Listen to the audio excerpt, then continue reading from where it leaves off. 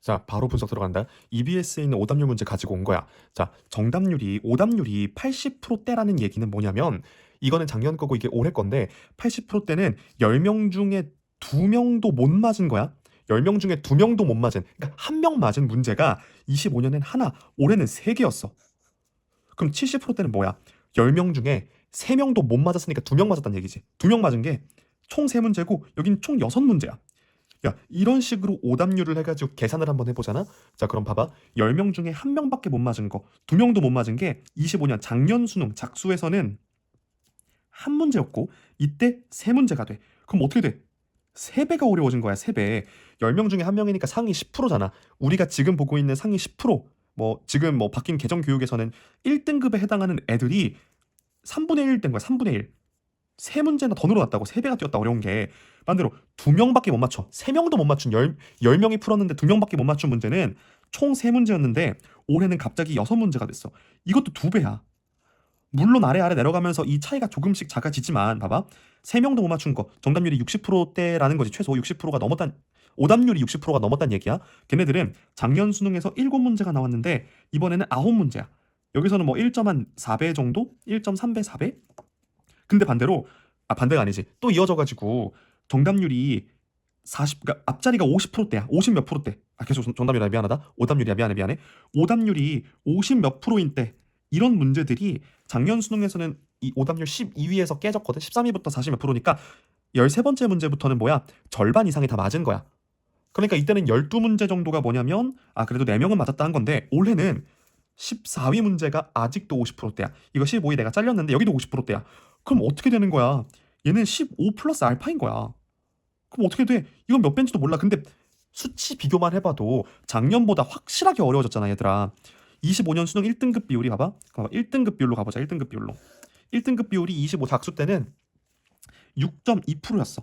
이게 굉장히 평이한 수준이다. 평이했다라고 했던 거야. 이걸 가지고 그래, 이 정도 수치가 평이하다는 게 맞지, 얘들아. 근데 이번에 종로학원에서 3.8% 예상하고, 내가 생각해도 이거 4%안 될 것 같아. 당장 1등급 비율 상위 10명 중에 1명 제일 잘하는 놈이 맞출 수 있는 문제가, 야, 너무 어려웠잖아. 3배가 어려웠잖아. 나도 3%대 예상하거든? 3점 몇 프로? 4%안 나올 수도 있을 것 같아, 나 이거. 4%가 안 나올 수도 있을 것 같아. 5% 절대 안 나오지. 대부분 막 강사들이, 야, 이거 평이했어. 이거 평이했어. 사실 그렇게 안 어려웠어. 나 이지라라는 그 평이했다고 평가하는 그 강사들, 난 전부 다 가짜라고 봐. 실제 수능 시험장 가가지고 정답 모르는 상태로 가둬놓고 문제 풀게 하잖아? 그 새끼들 내가 볼 때 다 못 풀 수도 있어. 라고 하면 좀 위험하긴 하니까. 실제 현장감, 플러스 갑작스럽게 바뀐 스타일은 진짜 확실하게 이 영어 시험, 올해 영어 시험을 진짜 어렵게 만들었다. 내가 이렇게 평가하고 싶어. 진짜 어려워진 시험 맞으니까 점수 조금 떨어졌다 하더라도 얘들아, 이렇게 한 번 어려졌잖아? 그럼 다음 27 수능에서 무조건 정상화해. 얘들아, 무조건 정상화하니까 이때 어차피 영어는 절평이잖아. 절대평가니까 이때 최저 맞춰가지고 올해 아깝게 못 간 데들 전부 다 노려보자고, 얘들아. 할 수 있어. 무조건 이렇게 한번 떨어지잖아? 그럼 다시 6%대로 올라가는 정상화를 평가원이 시킬 거야. 지금 이미 욕을 뒤지게 먹고 있는데 내년에 안 해주겠냐? 평가원에서 꼭 한번 맞출 거 예상하고 27년 수능 준비해보자고, 얘들아. 자, 그런 의미에서 올해 내가 제일 어렵다고 느꼈던 게 순서랑 문장 삽입이야. 순서랑 문장 삽입 내가 확실하게 내 방식대로 어떻게 푸는지 알려줄게. 가끔 선생님 댓글 보면 YC쌤 방법 적용하면은 작수가 안 풀리는데요 하는 새끼들이 있었어. 얘들아, 내가 시뮬레이션 영상에서 작수 해설해줬지. 다 적용됩니다. 심지어 선생님 현강 풀커리를 10개의 수업이라고 치면 내가 그거 중에 2개밖에 안 깠어, 영상으로.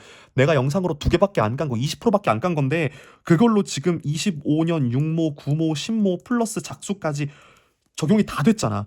그리고 이 2개 올린 걸로 내가 지금부터 26 수능까지 내가 지금 다 해설하고 있잖아. 첫 번째 영상에서 내가 주제 문제 올렸지. 그 다음에 요약 문제도 올리고 내가 장문도 했어. 이제 내가 순서랑 문장 삽입까지 해주는 거 보여줄게. 제발 선생님 영상 제대로 안 보고 내 풀커리의 20%만 본 주제에 내 방법이 안 통한다 이런 거 하지 마. 내가 지금 다시 순서부터 보여줄게.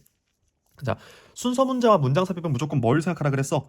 대명사, 통일성, 연결어, 이 세 가지와 플러스 오규칙. 이 오규칙도 꼭 존나 중요하니까 외우라고 했지. 첫 번째, 질문이 있으면 반드시 정답으로 연결된다. 두 번째, 문제가 생기면 반드시 해결책으로 연결된다. 세 번째, 주인공, 시점, 주인공은 절대로 함부로 바뀌면 안 된다. 네 번째, 과정, 뭐 시간의 흐름 이런 게 있을 수 있다. 다섯 번째, 어명사와 더명사의 최초 언급과 재언급의 차이가 있을 수 있다. 이 다섯 가지 무조건 중요하고 얘네로 지금부터 풀리는 거 보여줄게. 첫 번째 36번. 잘 보이지? 우리는 생각합니다. 시계가 물리적인 거라고. 뭐 이런 손목시계나 그런 것처럼. 그러나 자, 여기가 중요하겠지. 시계는 어떤 과정이야? 기계 속에 들어있는 거고 뭐예요? 이 반복. 즉 샤프로 풀어야겠다. 자, 얘가 말하는 건 시계가 바로 뭐란 얘기야? 반복하는 놈이란 뜻이야. 시계는 반복이다 이거야. 주어가 시계야, 그지? 오케이. 그 다음으로 가보면요. 아마 여러분들이 A랑 C가 뭐로 시작하지 헷갈렸을 수도 있거든. 근데 어차피 수능에서 A로 시작하는 1번은 안 줘라고 생각했을 수도 있는데 지금부터 그런 찍기 방법 말고 어떻게 논리적으로 푸는지 알려줄게. 자, 생각할 수 없습니다. 시계를 뭐라고? 시계가 반복에 의존하지 않는다고. 그지? 요렇게가 첫 번째고요. 두 번째, 뭐 방사선 탄소는 훨씬 더 큰 규모의 시계입니다. 뭐 방사선 탄소 뭐 이런 것들이 규모가 엄청 큰 시계다 이 얘기를 하고 있고요. C는요. 시계는 어떤 과정입니까? 반복하는 거야. 스스로 계속해서 존나게 반복합니다. 시계는 반복하는 놈입니다. 이렇게 세 가지를 한 문장씩 읽고 판단을 한 거야. 그럼 봐봐. 얘랑 연결될 수 있을 만한 게 A랑 C거든? 근데 잘 봐. 내가 오규칙에서 뭐라 그랬어? 함부로 주인공이 바뀌면 안 된다 그랬지. 함부로 주인공이 바뀌면 안 돼. 우리는 시계를 주어로 해서 시계에 대한 얘기 설명을 이어가야 돼. 근데 갑자기 A에서 뭐라 그래? 우리의 생각이 지금 이렇게 할 수 없다고 나오잖아. 진짜 똑같은 말인데 주인공을 살짝 틀어준 거야. 얘는 반대로 시계가 주인공으로 계속 유지가 되잖아, 얘들아.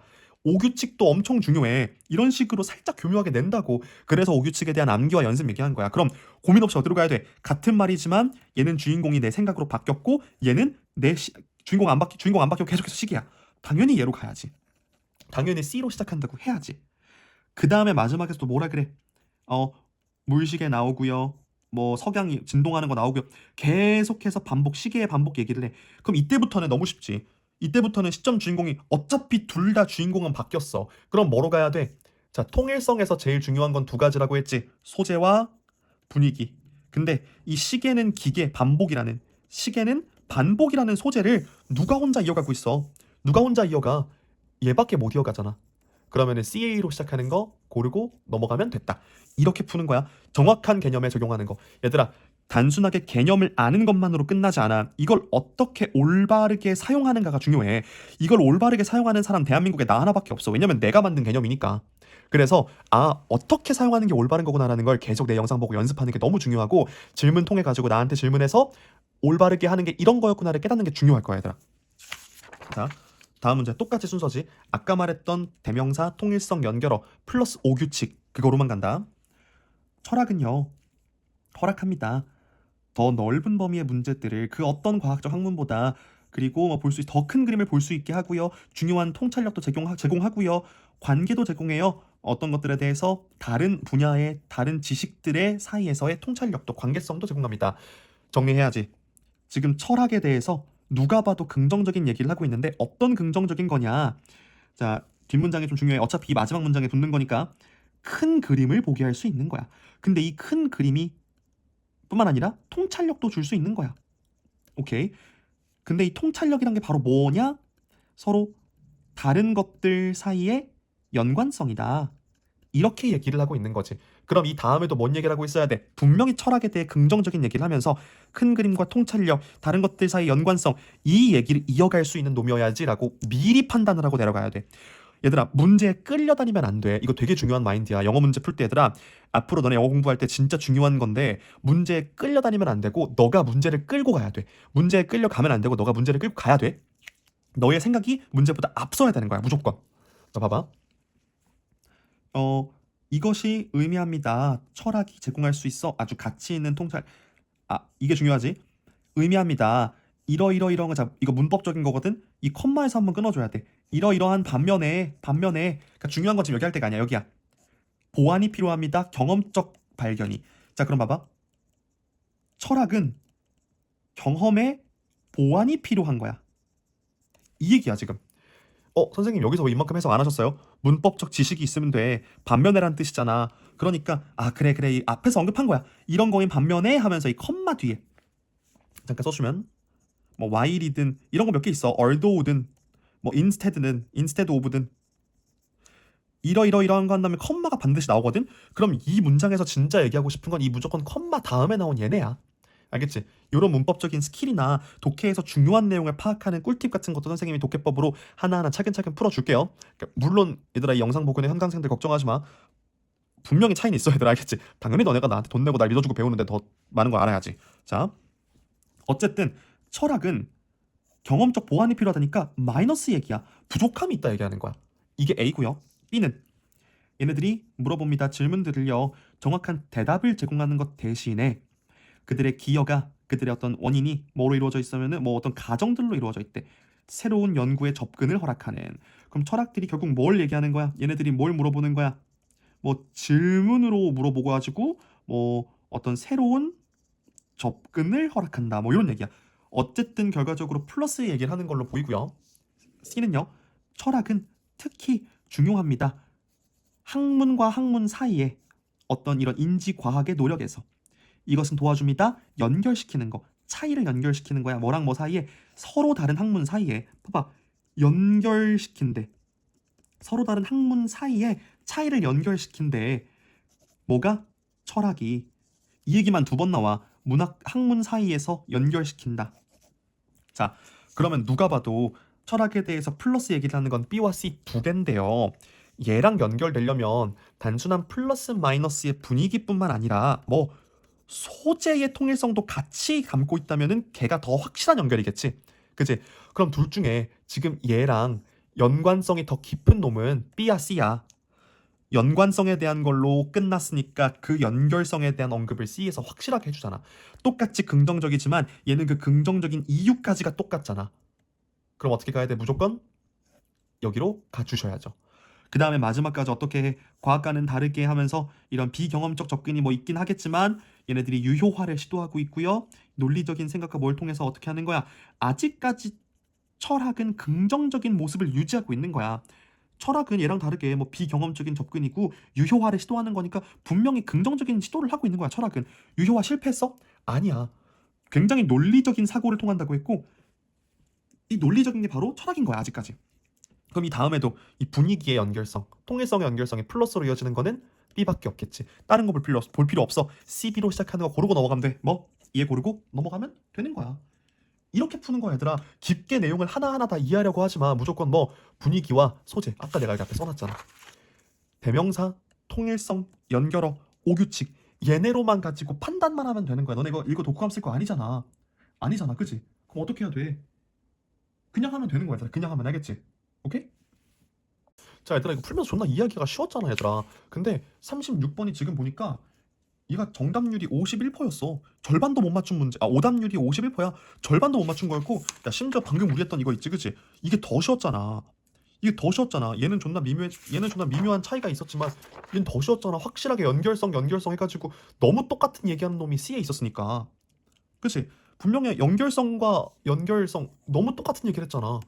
통일성으로 가야 되는 거. 이거 오답률이 지금 보니까 76%네? 이게 오답률이야. 그럼 봐봐. 이거 2명도 못 맞춘, 2명 맞춘 거지, 그치? 3명도 못 맞춘 거야. 10명 중에 2명 맞춘 문제야, 이거. 이거 존나 쉬웠는데. 그냥 오케이. 다른 지식 사이의 연결, 연결 얘기, 얘하네. 이거 인터 들어가면 무조건 상호 간에 이런 뜻이고, 연결시킨다. 오케이. 너무 확실한 문제였다고, 얘들아. 알겠지? 자, 그만큼 확실한 문제가 또 나와. 38번. 얘들아, 평가원이 제일 싫어하는 게 뭐라고? 이의 제기라고. 분명히 정답은 정답일 수밖에 없는 이유를 만들어놔. 문제에서 정답은 정답일 수밖에 없어. 그걸 뭐로 한다고? 대, 통, 연의 3규칙과 5규칙 이 3개로 무조건 정답일 수밖에 없는 놈이 있어. 여기서 똑같이 보여줄게 내가. 자, 이거 읽어보면요, 이러한 내면적 얘기, 우리가 만드는 내면적 얘기가 이거 할 뿐만 아니라 이거 합니다 그러지. 근데 얘들아, 이거는 기본적 문법인 게 내가 물어볼게. Not only A but also B라고 했어. 그럼 A뿐만 아니라 B라고 얘기를 하는 건데 그럼 누가 더 중요한 거야? 얘야 얘 B 얘기하고 싶은 거야. Not only A but also B 하면 B 얘기하고 싶은 거라고. 그럼 B 얘기는 뭔데? 깊게 나의 정체성까지 연결 짓는 거야. 그럼 이 얘기는 우리가 만든 얘기가 나의 정체성까지 연결 짓는다라고 하는 그런 소재, 그런 통일성에서 등장할 수밖에 없는 문장인 거야, 얘는. 알겠지? 그럼 여기서 또 뭘 집중해야 돼? 나의 깊은 정체성에 대해서 어디서 얘기를 하냐? 그걸로 가야 돼.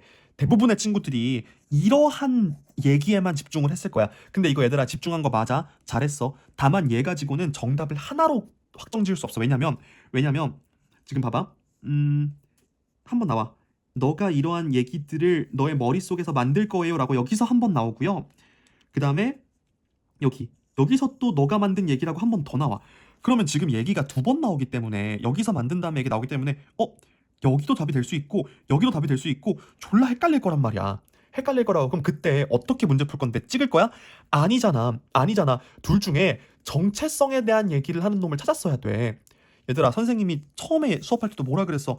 통일성은 무조건 둘 중에 하나야. 둘 중에 하나. 뭐 소재와 분위기 둘 중에 하나라고. 근데 올해 트렌드에서는 분위기가 조금 강하긴 했지만 선생님한테 개인적으로 질문 주는 대부분의 친구들한테 내가 소재도 정말 중요하다고 내가 일일이 답장을 다 해줬어. 개인적으로 질문하는 애들한테 내가 다 해줬다고. 소재 중요하다고. 소재 또한 통일성이라서. 근데 지금 애초에 여기는 이 분위기가 등장하지 않아. 플러스 마이너스가 없는 상황이야. 그럼 어떻게? 무조건 이거 소재로 풀어. 통일성으로 푸는 거는 안 바뀌었으니까 소재로 풀어라고 한 거야. 소재 어때? 정체성을 찾아야지. 근데 정체성을 얘기하는 게 어디밖에 없어? 그냥 나는 이렇게 생각을 하는 거고. 봐봐. 이런 것들이 자 연관됩니다. 너의 정치적 신념과 나오잖아 여기. 이 단어만으로는 나의 정체성과 헷갈릴까봐 하나 더 주잖아. 뭐 진짜 내가 누구인지. 이게 바로 정체성이잖아. 근데 앞에서는 그 얘기 해 안 해? 그냥 몇 번의 뭐 운 나쁜 상황 속에서 얘들아 몇 번의 그 상황이 나의 정체성과 연결이 될 수 있어? 절대 안 되지. 정체성에 대한 얘기는 이 5번 뒤에서 유일하게 하는 거야. 그러니까 정답은 뭐야? 여기 들어갈 수밖에 없는 거야. 이 마지막 문장과 얘가 연결이 돼야만 해. 마지막 문장과 얘가 연결돼야 하는데 이 둘이 연결되려면 4번에 들어가면 안 되지. 연결이 안 되잖아. 봐봐. 그러기 이렇게 있으면은 이 정체성에 대한 통일성은 정체성에 대한 분위기는 한 덩어리로 항상 있어야 돼. 이렇게 중간에 갑자기 뭐 다른 얘기 하다가 이 둘이 하나의 흐름일 수는 없다고. 얘들아 알겠지? 이 정체성의 흐름은 꼭 한 덩어리로 만들어줘야 되는 거고 그게 이 글의 모의고사 지문의 수능 지문의 통일성의 특징이야. 정체성은 정체성끼리 연결되어야만 하는데 그 정체성 문장이 5번 뒤에서만 나오니까 여기일 수밖에 없다 하고 5번 찍었어야 돼. 이것도 어떻게 돼? 통일성의 규칙, 대명사의 규칙, 연결어의 규칙 다 되잖아 지금. 그냥 자, 사실 얘가 하나씩 나오는데 얘도 진짜 어려웠거든. 이거 진짜 어려웠어. 그냥 읽고 풀려면은 이거 봐봐. 그냥 풀려면은 어디든 들어가도 될 것 같단 말이야. 다 똑같은 말 해가지고. 근데 이것도 통일성으로 풀었어야 돼. 갑작스러운 분위기, 소재의 변경에서 풀었어야 돼. 지금 얘를 보잖아? 얘를 보면은 아바타 얘기를 하고요. 그치? 얘는 아바타 얘기를 하면서 뭔 얘기를 하냐? 현실과 그 다음에 어디야? 그치? 게임 플러스를 쓰면 안 되겠다. 아니 현실 얘기 안 하네. 게임 세상에 대한 얘기하면서 아바타 언급을 하는 거야. 자 그럼 봐봐. 이것만 가지고 못 풀고요. 지금 이 통일성이 깨지는 부분을 찾아야 되는 건데 이거 내가 연습 문제고 6월, 9월, 10월 모고에서도 이런 거 할 수 있어. 뭐 이렇게 문제가 두 개 있을 때 이 안에서 그냥 통일성이 깨지는 부분이 정답이다라고 했던 거. 자 볼게. 2번 뒤부터 뭐라 그랬지? 현실 세상에서는요 행동이 필요합니다. 그 다음에 여기서는요 게임 속에서는 하고 있지. 자 근데 봐봐. 현실 얘기를 하다가 갑자기 게임으로 넘어가. 얘들아 이거 그냥 대가리 빼놓고 그냥 해석하면은 이게 이상한 줄 모르고 그냥 간다. 그런 병신 짓은 하지 마. 알겠지? 대가리 빼놓고 해석하면은 지금 뭐가 잘못됐는지도 모르고 계속 가는 거야 지금. 그러면 안 돼. 현실에서 게임으로 갑자기 왜 넘어가는데? 갑자기 이런 봐봐. 통일성 중에서도 중요한 소재야. 이 소재가 갑자기 깨질 수 있다고 얘들아? 안 된다고. 이거 내가 현강에서 되게 중요하게 가르쳐. 자연스러워 보이지만 자연스러울 수 없는 거야. 깨지면 안 된다고. 실제로 이 다음부터는 봐봐. 여기서 지금 게임 얘기하지. 이만큼에서도 계속 게임 얘기하고요. 이만큼에서도 계속 게임 얘기를 해. 이 뒤에는 이 게임에 대한 통일성이 한 번도 안 깨져. 유일하게 여기서만 뭐 갑자기 현실에서 게임으로 넘어가는 거야. 그래서 그냥 골랐어야 돼. 이거 이해하려고 하면 어렵다고. 존나 어려워. 이거 나도 해석하려고 해석해서 다른 단서 조금 더 찾으려고 했다가 몇 번 읽었어 나도. 마지막에 이렇게 풀긴 했지만 몇 번 읽었어. 그만큼 얘들아 뭐다, 이번 수능 문제가 단순 해석으로도 뒤지게 어려웠어. 플러스 뭐가 필요해? 너희들의 실력을 곱하기 해줄 수 있는 기술이 엄청나게 필요했다고. 분석력과 그 문제의 특징을 이해하는 게 너무 중요했다고. 이번 수능에서 진짜 어려웠어. 이거 해석으로 어떻게 단서 찾을 건데? 응? 어려웠다고 얘들아. 너네 잘한 거고 이렇게 풀었어야 돼. 이 앞에서는 현실과 게임을 같이 얘기해. 그러다가 현실로 넘어간 거야. 표를 그리면은, 그래, 이 지문의 시작에서는 현실과 게임에 대해서 얘기를 하다가 이제 현실에 대한 얘기를 한 거야. 근데 그러다가 게임을 얘기해. 이 두 개에 대해서 얘기할 때는 현실로 가든 게임으로 가든 갑자기 이건 상관이 없어 얘들아. 여기서는 같이 얘기이기 때문에 뭘로 가든 상관이 없어. 근데 한 번 이리로 넘어갔잖아. 그러면은 여기로 넘어갈 때 뭔가 비교에 연결하든 뭐 역접에 연결하든 뭔가가 있어줘야 되는데 그거 없이 넘어간 거야 지금 여기서. 그래서 틀린 거야 이 새끼가. 그냥 본문에서 통일성 깨지면 답이다 생각하라고 얘들아. 알겠지? 그래서 단순 해석으로도 너무 어려웠고 이런 거다. 자, 이런 거야 얘들아. 올해 수능 문제 내가 다 풀어줄 수 있어. 이렇게 선생님 풀커리를 내가 유튜브에 모두 다 깔지 못하겠지만 관심 있는 친구들은 내가 어떻게든 뭐 온라인 수업을 열어서라도 해주겠지만, 자, 지금 고2들 이제 곧 고3이 되고요. 재수생들, 나 뭐 반수생들, 지금부터 영어 공부 뭐 해야 될지 내가 알려줄게. 지금 느꼈지? 아, 내가 단순하게 해석 잘하는 것만으로는 안정적 1등급으로 안심할 수가 없다고. 절대 그럴 수 없어. 무조건 불안한 문제 나오고. 왜냐면 해석을 잘하더라도 너네들의 이해력에서, 문해력에서 문제가 무조건 생겨. 해석해도 뭔 말인지 정확하게 판단 못하는 이 국어적인 능력의 문제가 무조건 생기기 때문에 이것만으로 안 돼. 그래서 너희들의 기본 실력을 곱하기 해줄 수 있고 몇 배로 키워줄 수 있는 나의 방법론 수업이 무조건 필요해. 사실 나 방법론으로 안 해. 나는 댓글에서 이렇게 얘기하는데 선생님은 유형론이라 그래. 유형적 접근이 무조건 필요하다고. 너네들이 안정적으로 1등급 맞으려면. 그래서 지금부터 너희들은 산모가 다가오기 전까지 이 기본 실력을 닦아놔야 돼. 봐봐, 너네들이 기본적인 단어, 기본적인 독해가 하나도 없는 상태에서 내 거 배운다고 드라마틱하게 오르지 않아. 기본 실력이 0이면은 곱하기 100을 하든 곱하기 뭐 만을 하든 어차피 0이야. 대신 너네들이 이 기본 실력을 조금이라도 키워놓으면 이 방법론이 나의 어떤 유형적 접근 수업이 몇 배의 빛을 발하는 거야, 얘들아. 알겠지? 그래서 지금 너희들이 11월이고 이제 12월 되지. 3월까지, 나는 개인적으로 2월까지라고 할게. 2월이 끝나기 전까지 무조건 단어와 독해, 이 연습을 뒤지게 해놔야 돼. 단어는 진짜 열심히 반복해서 외우는 거고 독해는 뭐야? 무조건 문법과 연결지어야 되기 때문에 이 기본기에 대한 공부를 지금 많이 해놓으라고 얘들아. 내가 정말 이걸 추천할게 얘들아. 지금 내가 라스트 댄스 27 라스트 댄스 내가 칼춤 추겠다. 지금부터 기본기 열심히 닦아놔. 알겠지? 칼춤 추고 싶다? 확실하게 찢어버리고 싶다? 내가 확실하게 수능에서 1등급 맞을 거다? 지금 기본기를 열심히 닦아놓으세요 얘들아. 알겠지? 그럼 내가 책임져 준다고 약속할게 내가. 알겠지? 다시 도전하는 거 너무 멋있고요. 내가 끝까지 응원할 거라고 했고요. 너네들 잘못한 거 없으니까 다시 도전하는데 눈치 보지 마라 얘들아. 알겠지? 너무 어려운 시험이었고요. 잘 싸웠어요. 그리고 마지막으로 뭐, 영어는 반복이 중요하다. 매일매일 너 오늘 영어 공부 뭐 했어? 라고 스스로 했을 때 한 페이지라도 한 게 있어야 돼. 단어든 문제든 개념 정리든 한 페이지라도 한 게 있어야 돼. 알겠지? 그렇게만 내 말대로만 따라오면 무조건 1등급 내가 약속해 줄 테니까, 점수의 변화 약속해 줄 테니까 해보자고요. 힘내고 질문 있으면 더 해놔요. 선생님이 다 풀어줄 수 있으니까 내가 함께 해줄게요. 화이팅! 힘내봅시다.